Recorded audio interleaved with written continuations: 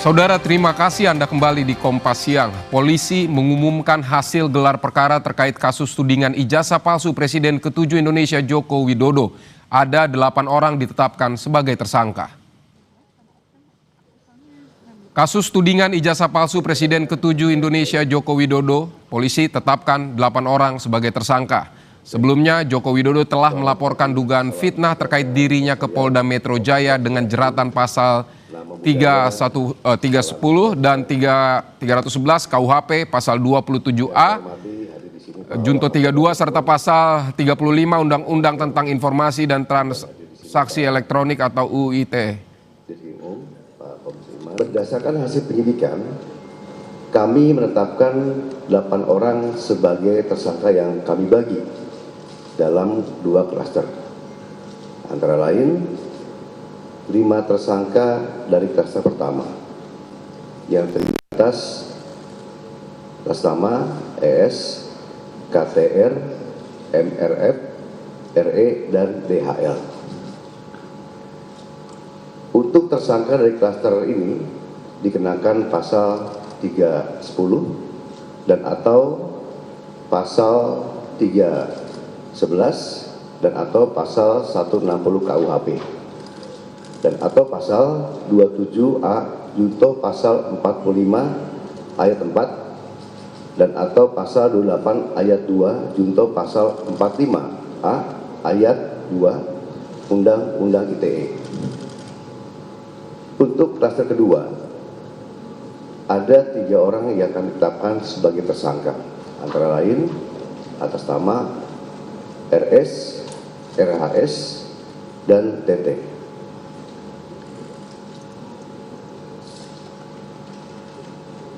Tersangka pada klaster 2 dikenakan pasal 310 dan atau pasal 311 KUHP dan atau pasal 32 ayat 1 junto pasal 48 ayat 1 dan atau pasal 35 junto pasal 51 ayat 1 dan atau pasal 27A junto pasal 45 ayat 4 dan atau pasal 28 ayat 2 junto pasal 45A ayat 2 Undang-Undang ITE.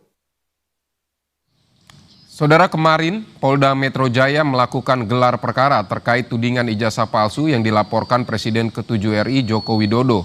Polda Metro Jaya telah menggelar asesmen yang dihadiri sejumlah pejabat Polri, ahli hukum dan pidana, Kompolnas, Inspektorat Pengawasan Umum, dan Divisi Profesi Pengamanan Polri. Dan asesmen ini merupakan langkah dan upaya penyidik untuk memperjelas status hukum dalam kasus tudingan ijazah Jokowi yang telah naik ke tingkat penyidikan. Namun hingga saat ini belum ada pihak terlapor dalam kasus ini, diantaranya mantan Menpora Roy Suryo, Dr. T. Fauziah, dan ahli digital forensik Rismon Sianipar.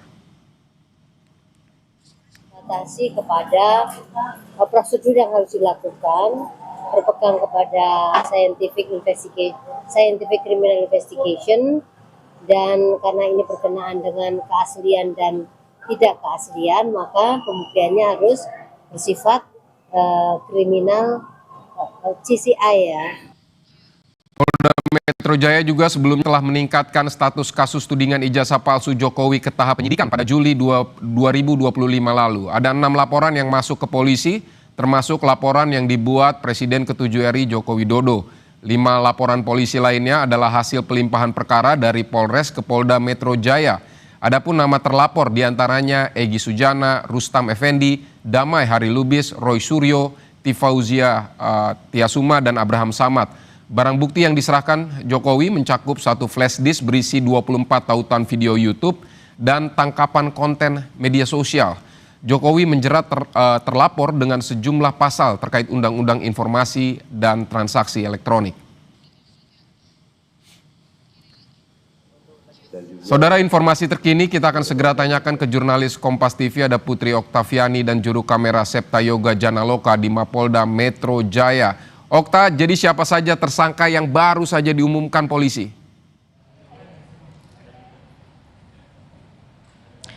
Selamat siang Vidi dan juga saudara, baru saja beberapa menit lalu sudah selesai dilakukan konferensi pers terkait dengan hasil dari penyidikan perkara tuduhan ijazah palsu terhadap Presiden ke-7 Republik Indonesia yakni Joko Widodo. Tadi disampaikan salah satunya oleh Kapolda Metro Jaya yakni Irjen Pol Asep Edi Suheri.